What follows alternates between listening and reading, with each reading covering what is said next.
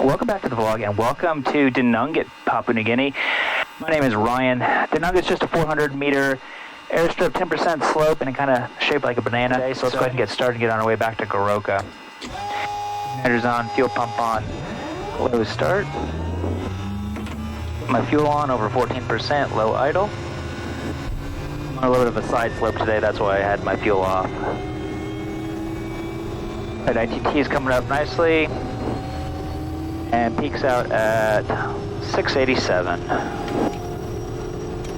Generator on, prop 4 V2 tracker on, our alternator on, and our aux bus. 20 degrees of flaps. Over trim's starting to set up for takeoff. Yeah, like I said, it's just 400 meters. This is a pretty short runway, but a beautiful, beautiful view, that's for sure. Okay, let's go ahead and line up so I'm getting off this side slope.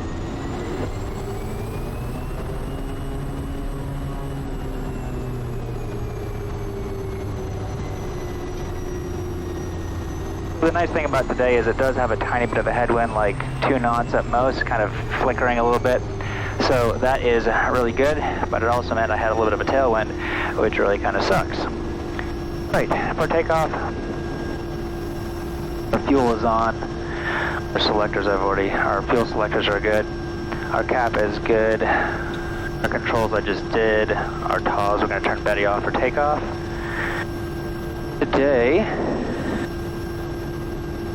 we have 534 kgs. We've got 530 pounds of fuel. I've got 470 kg penalty included in my takeoff today, just because of the shortness of it and because you're going to be going back up a hill on takeoff.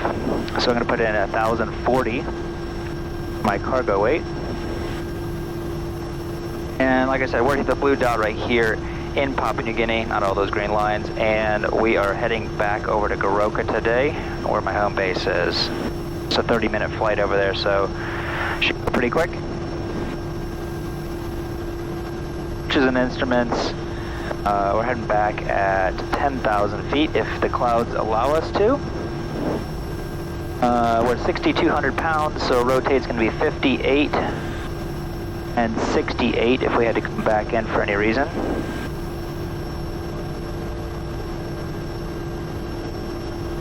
Laps are set at 20. Indicated and also verified at 20. Alright, our board is going to be brakes release on this one. Actually,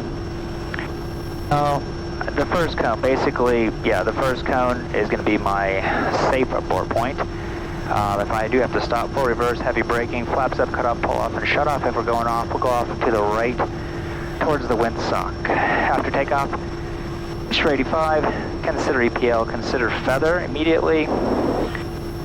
80 full flaps as we're going down the valley to the right, cut up, pull off, and shut off. Emergencies, crack my door. Master's off. Moresby 6622, November Tango Kilo taxi. Might have to get him up. Tango Kilo Moresby, go ahead. November Tango Kilo taxi, Denunget, Goroka, 1 POB.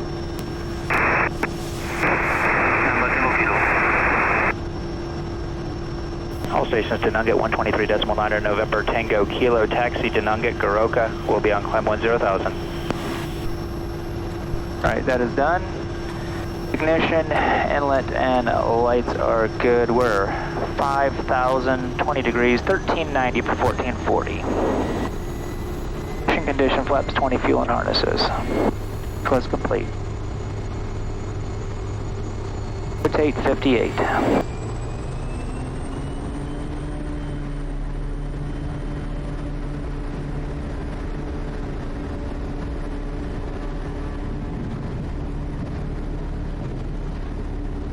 Rudder speeds alive.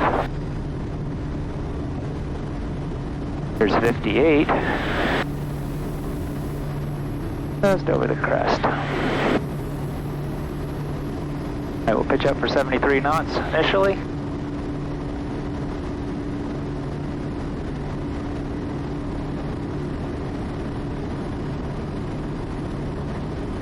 Well, I have to get over these mountains over here with all these clouds.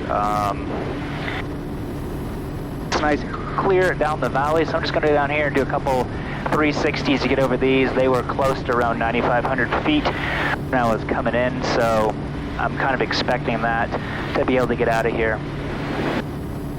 I'm just going to go ahead and pitch over, get my flaps out, and start with my best rate of climb so I can get the most amount of altitude in the least amount of time. Over 85, I'll go 10 degrees of flaps. Over 90 and climbing, we'll go 0 and bring our prop back to 2,000 RPM.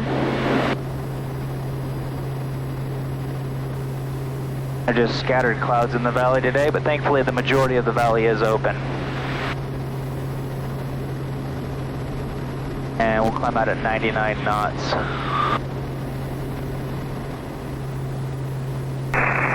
Moresby 6622, November Tango Kilo, departure. November Tango Kilo Moresby, go ahead. November Tango Kilo departed Denungat, time 32. Tracking 268, estimating Goroka 04. November Tango Kilo. Alright, I'm just going to do a left-hand 270. It's beautiful out here. The coast is just down that way, probably 20 miles, maybe 30 miles at most. By the time I get back around to these ridges behind me, I should be probably at 9,500 feet or so and should be able to clear the clouds.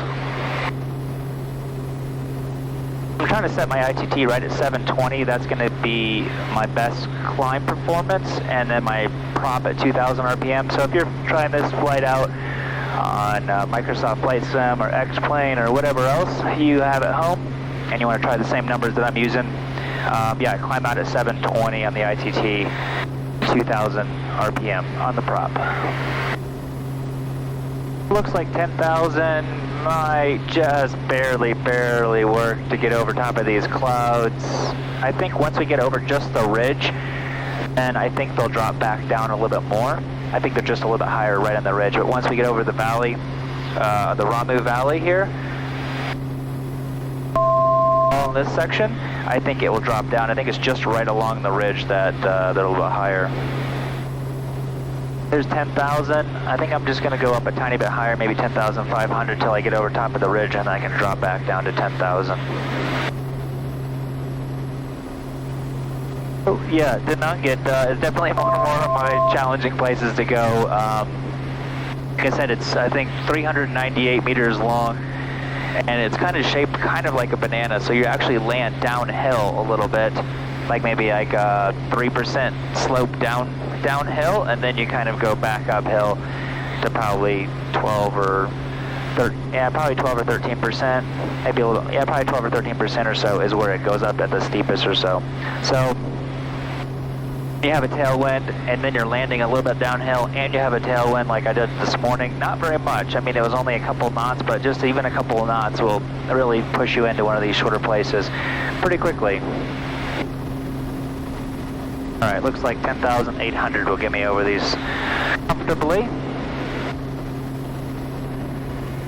All right, once we're at altitude basically and our speed is up where we'd like it, we're going to go ahead and bring our torque on back to 1250. Then our prop just stays right at 2,000 RPM for cruise. Like I said, all the clouds did just drop off just on the other side of this ridge. I still don't think I can go quite all the way down to 10,000, but I can start moving my way that way.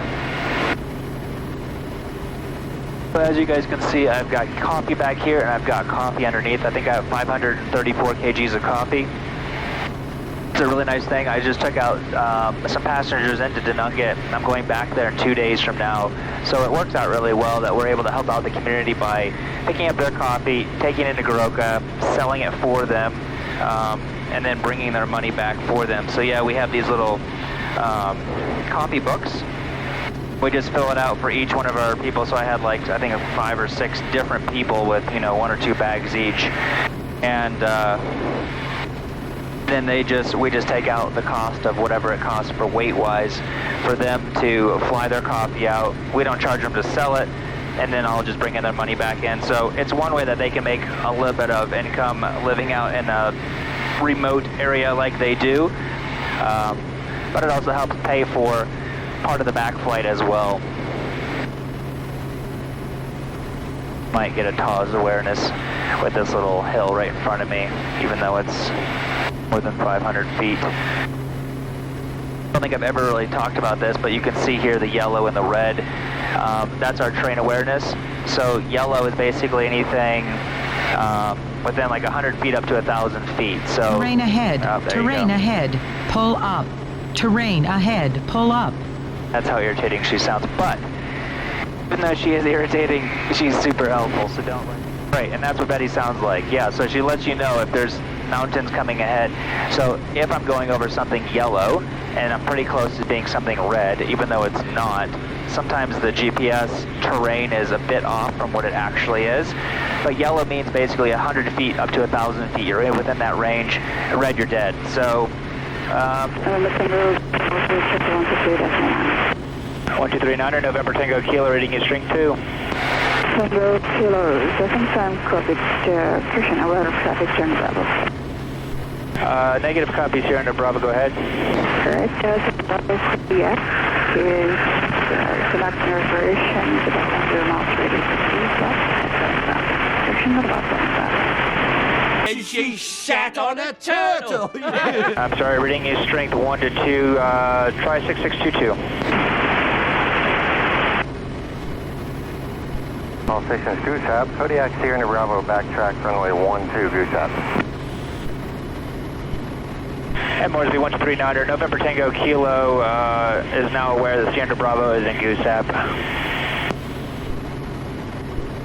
Okay, so she gave me traffic for Sierra India Bravo, an SIL plane. They're here in Goosehap, probably doing some training or whatnot. But again, I'm at almost 11,000 feet as I head over them, so it should be absolutely no issues whatsoever. But I didn't hear their altitude, so Sierra Bravo and November Tango Kilo 123.9er. November Tango Kilo, Sierra Bravo. Hey, just wondering what your altitude is. I am on descent to 10,000 for Goroka from Denungat. Yeah, we're currently on the ground at Goosehap, and we'll be just in the circuit at Goosehap, so not above 2,500 feet. All right, thanks. November Tango Kilo Moresby, check 123.9. Yeah, reading is strength 3s now. Have been in contact with Sierra Bravo. No factor, November Kilo. Tango Kilo, good morning, Ryan. Tango Kilo, contact Goroka Tower 15 miles, Goroka. Contact Goroka Tower 15 miles, November Tango Kilo. If you're wondering, is it always hard? Because I know some of you guys have said something like, oh man, it's so hard to understand what they're saying on the radio. Is it hard for me? Yes, it is sometimes very hard to understand what they're saying. Just because of the quality of the radio transmissions here is just absolutely horrendous. Some days it's great. Most days I'd say it's subpar, and yeah, it can get pretty frustrating some days trying to get a hold of people when, especially with HF. Today I'm able to get a hold of them with the VHF, but with HF radio, some days you just can't get a hold of anybody whatsoever. Right, so as I'm heading into the Goroka Valley, there's a couple different ways I can get in here on a typical day, especially because there is a lot of clouds out. I think once I get over top of them and into the valley, it's going to be nice and clear. But basically along this, there's a ridge. There's a gap right here, the Bennett Gap, and there's another gap kind of this way, and that's the Dirty Water Gap. So that's kind of really where I'm more exactly where I'm heading. So more than likely, the clouds will actually dip in that area, allowing you to get through. So that's the nice thing about gaps. But my guess is, yeah, once we get past this ridge right here, all of this right here will be all open in there, and there will be clouds probably in this area right here. And that's kind of what I'm seeing, and then there's just a big, huge overcast over here. All right, let's go ahead and set up my descent profile. I set in 5,600 feet for basically where I turn final, and come on down here down to 1,000 feet. All stations in the Goroka and the Waterbung, correction, the Dirty Water Gap. November Tango Kilo, 30 miles to run. Goroka on the 090 radial, climbing non-standard 11,000. Estimating Goroka circuit. Time on the hour. Actually, it looks like there might be a hole right there. Small one, but I don't have anybody on board, so honestly I could just drop down at 2,500 feet per minute once I get over into the valley anyway, so. We'll go down this way just so that we can go down through this cloud layer and then maybe go along the mountain ridges into the valley. I think that'd be a little more interesting than popping over down and just dropping down. This is the dirty water gap that we're going to be going through. I've gone through this gap a couple of times down to Nadzab before. Really amazing motorcycle ride through this area right here. A road that comes all the way down into the Runway Valley with incredible, incredible views.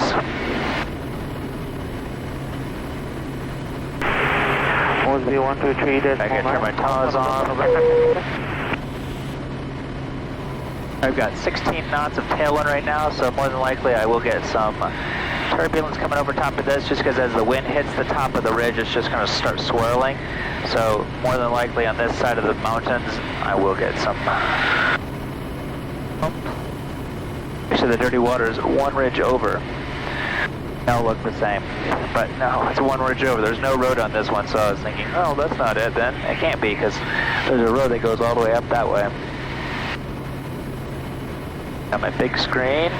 So this is, when I'm flying lower to terrain, I keep it on this big screen right here rather than the smaller screen, which is a lot of what other pilots here do. I like the big one just because I like to see as much detail as possible. And then this little inset map down here, I usually will keep at maybe like 20 miles or less. That way I can see exactly where my terrain is. If I'm going, hey, is it around this next corner? I can quickly look. Oh, yep. Nope, that's not the one I want. I want to go around the next one up here because that one just goes into a false canyon and doesn't go actually where I want to. So I need to go around the next one. And so as you can see, that's not the valley that I actually want. I think that might actually be the dirty water going up that way. So yeah, that's how this little inset map is really helpful. You can just quickly see where the brown is. That's where I need to go to be able to continue at this altitude to get safely out here where I need to. That's quite the little view, isn't it? Little house went up there. Not sure what people do up there, but quite the view out over here.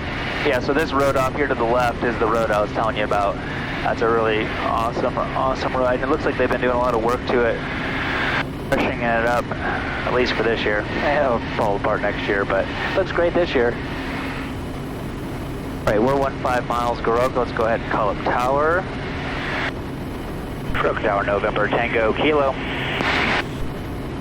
November Tango Kilo Goroka Tower. 500. Kilo, 15 miles to the east. 7,000 on descent. Your circuit time, 02. November Tango Kilo Runway 35 right, wind light and area ball 1018, report right base. 1018, report right base, 35 right, November Tango Kilo. Really, really, really nice day out 500. today.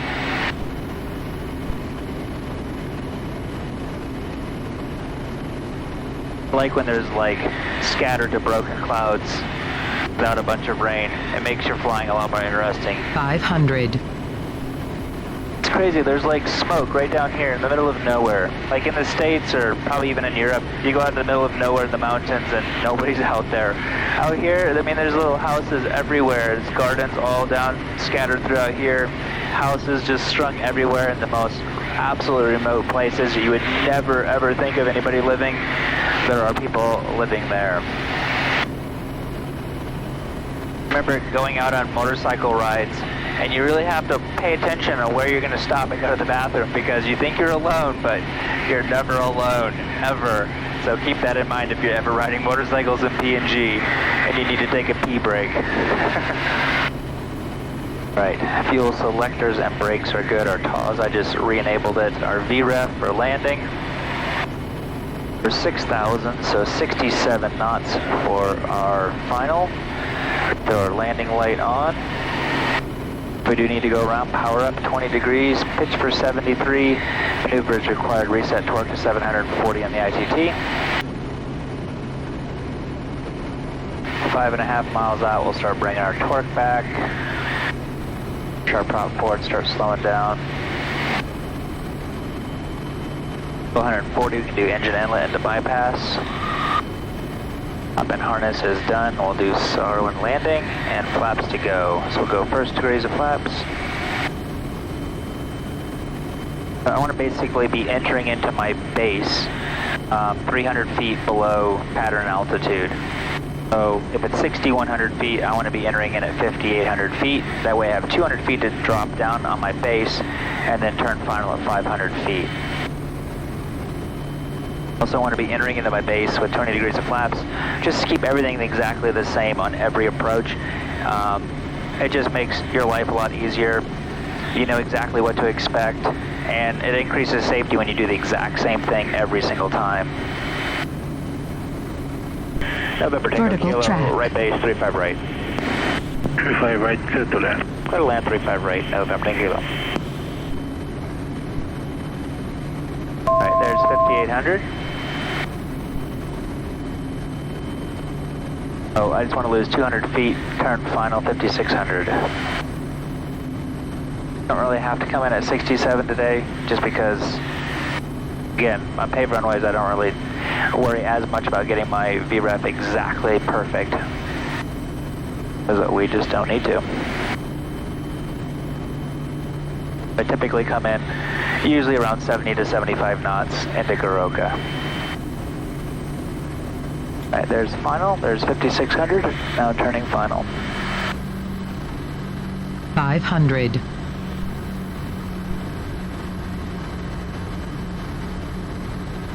And checklist is complete.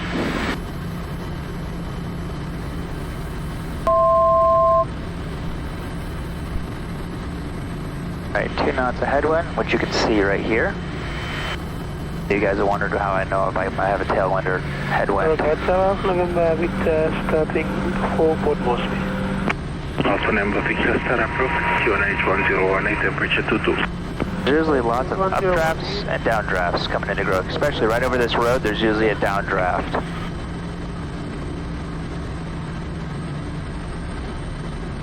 And there's the downdraft right there. Seems like every single time.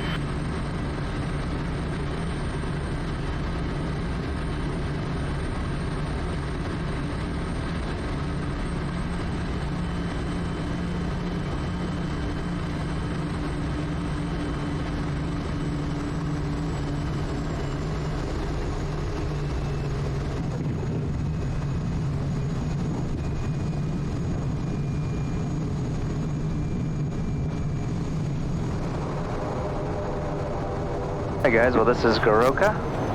Thanks for joining along on that little flight from Denungat out here to Goroka, where my home base is. If you guys like this kind of content, consider subscribing. I put out videos a couple times a week. Give this video a thumbs up if you guys did enjoy it. Leave a comment down below what you guys thought.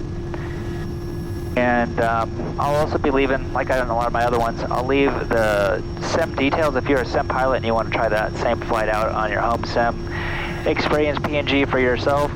I'll leave the details down below and a link down to my Patreon page where I post a bunch of different flights that you guys can try out. So thank you so much for taking the time to watch, and welcome to Goroka.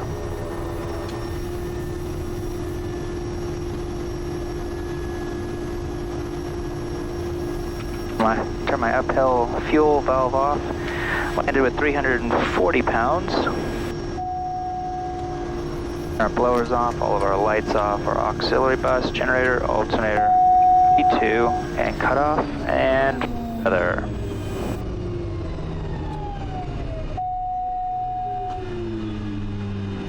Alright guys, thanks again. Have a good one.